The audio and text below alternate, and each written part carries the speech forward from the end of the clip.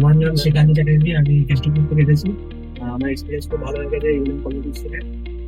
তারপর খুবই ভালো লাগলো রাজনীতি ব্যবহার খুব ভালো লাগলো। আর বাকিদেরকেও বলবো এই দোকানে যেন আসে।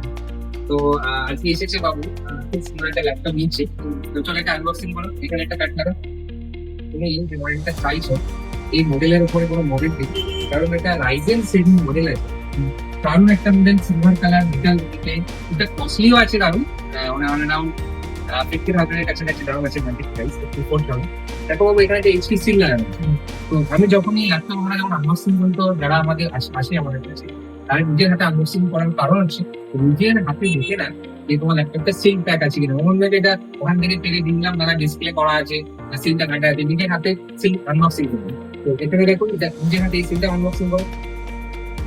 কেটে বার করতে হবে, এই সিল দ্বিতীয়বার আর বানানো যাবে, কেটেই বার করতে হবে। এটা কুইক ফিঙ্গারপ্রিন্ট সেন্সর, যেটা অ্যাকচুয়ালি স্যার চাইছে, এবং ব্যাকলিট কিবোর্ড দিয়ে। কারণ এই যে ব্যাকলিট কিবোর্ড, দারুণ একটা configuration. Backlit keyboard fingerprint sensor দিয়ে 15.6 16 ইঞ্চি ডিসপ্লে আছে, সিলভার কালার মেটাল বডিতে। তো কেমন লাগছে একটু দর্শকের উদ্দেশ্যে কিছু বলতে চাও? এখানে ধরো তোলায়, হ্যাঁ বলো দর্শকের উদ্দেশ্যে কিছু বলতে চাই। এক্সপিরিয়েন্স খুবই ভালো লাগে, তাদের ব্যবহার খুব ভালো, দোকানের অ্যাম্বিয়েন্স খুব ভালো। যারা আসতে চায় দোকানে তারা আসতে পারে, সবাই আসবে নিবে নিবে এবং নিজের মনের মতো সেটা অবশ্যই নিয়ে যাবে। কারণ একটা কনফিগারেশন ল্যাপটপ